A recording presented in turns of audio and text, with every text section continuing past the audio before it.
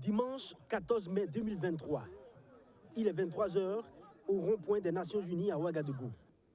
La prière de Isha est rattrapée ici par quelques fidèles musulmans. Ce sont les membres du CLP, le collectif des leaders panafricains.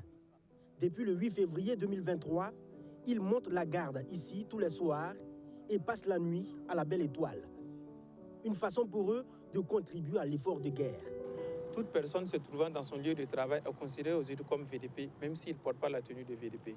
Et au niveau de l'enrôlement des différents dans les VDP, tout le monde n'a pas été recruté plus tôt. Et voici qu'on a organisé cette initiative pour déjà montrer qu'on est derrière ce qui va se passer, les décisions que notre président va prendre. Pour montrer également que le pays, à l'heure là, est dans l'urgence. Et il faut un ensemble de toute la génération, de toute couche d'âge, pour qu'ensemble on puisse aboutir à éradiquer cette irré terroriste dans notre pays. Concrètement, voici comment fonctionnent ces hommes et femmes qu'on pourrait appeler les défenseurs du capitaine Ibrahim Traoré. À chaque tombée de la nuit, ils se retrouvent ici à quelques pas de la résidence du président de la transition burkinabé. Ils dînent ensemble, mais surtout restent en alerte maximale pour toute éventualité.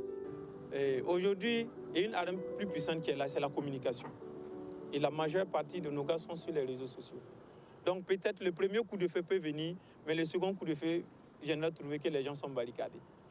Donc c'est vrai, on n'a pas d'armes, mais notre volonté et de la dynamique auquel on a pris nous pousse à venir et à avoir confiance. Parce qu'on n'est pas seul. Peut-être nous, on est là, mais ceux qui sont à la maison ne dorment pas. Donc c'est un ensemble.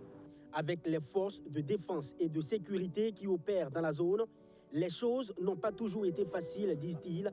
Mais désormais, les deux parties parlent à peu près le même langage. Au début, ils ne contenaient pas l'initiative. Voilà, au début, vraiment, on s'expliquait. Mais à la longue, ils ont vu que c'est un ensemble.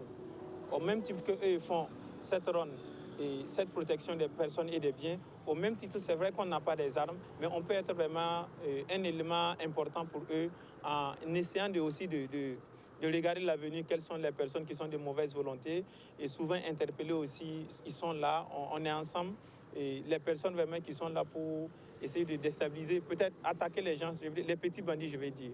Et s'ils côtoient les forces de défense et de sécurité dans leur mission, ceux qui ont élu domicile au rond-point disent ne pas être en contact direct avec le capitaine. Nous sommes burkinabés, c'est notre président et le membre du gouvernement c'est notre exécutif.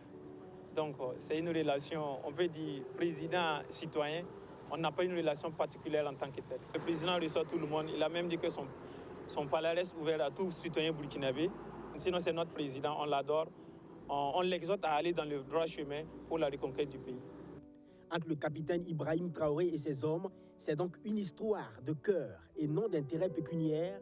D'ailleurs, le groupe, d'après ses leaders, fonctionne uniquement grâce aux cotisations des membres et des dons, des bonnes volontés. Ici, l'ultime souhait, c'est bien entendu la réussite de la transition et le triomphe du capitaine Ibrahim Traoré. Et que ce rond-point des Nations Unies puisse rebaptiser en rond-point Ibrahim Traoré. C'est un souhait pour nous.